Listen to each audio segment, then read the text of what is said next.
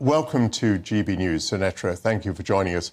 Tell us about the policy that might have been implemented that could have led to the schools being kept open.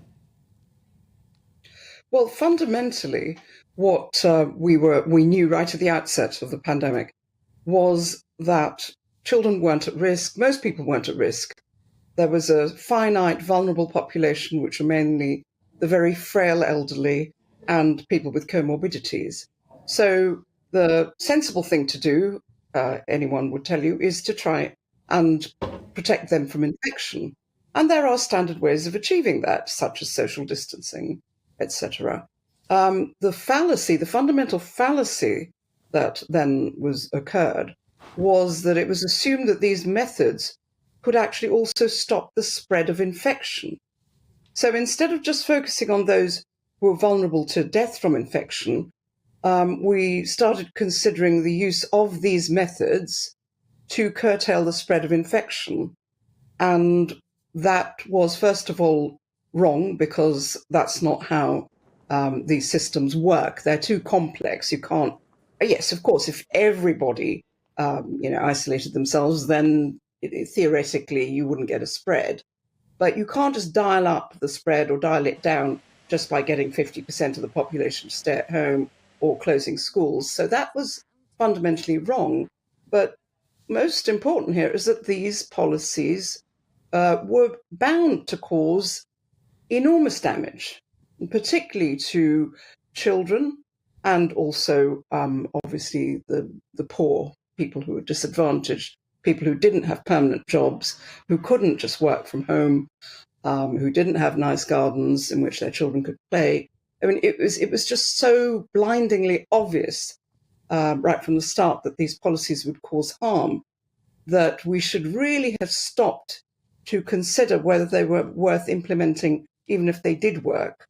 In the event, they actually did not. So it was a real tragedy. It's been alleged. What we were, sorry, yes. Well, I was going to say, it's been alleged by some that the COVID inquiry does not show good signs of considering the damage done to young people. Are you one of those who fear that the inquiry is not looking into this subject with enough intensity?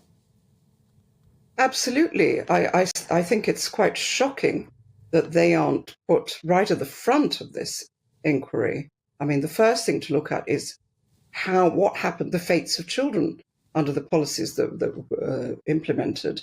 And this has been pushed back, almost sidelined, and the critical questions appear to be, did we lock down early enough?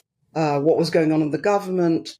Almost trying to assign some form of blame, which is really not productive. What we need to do is consider what was done that was wrong and damaging and how we can make sure that never happens again. May I ask you this? You became a critic, not since COVID ended, but during the COVID epidemic. You were critical of government policies. Were you ostracised and persecuted for your views? Yes, that's quite obvious, I think, if you can look at the history of how we were targeted and the people who vilified us. I mean, there's a clear record on social media of other academics and people in the media and politicians who resorted to what I would call defamation, really, smearing of us, branding us as being controlled by right-wing extremists for putting forward views which had nothing to do with, considerations of libertarianism, but much more to do with the harm that was going to be caused, particularly to vulnerable sectors. So it is quite sad, really, that first of all, no debate was allowed. That is just intrinsically harmful to society. And we can see that by these debates not being allowed, the profound damage that has occurred. I wonder if I was right, anyone was right to begin with, but our voices should have been heard.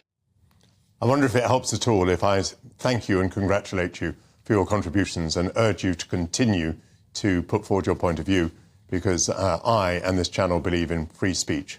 Thank you very much, Sunetra Gupta. Very helpful. Thank you.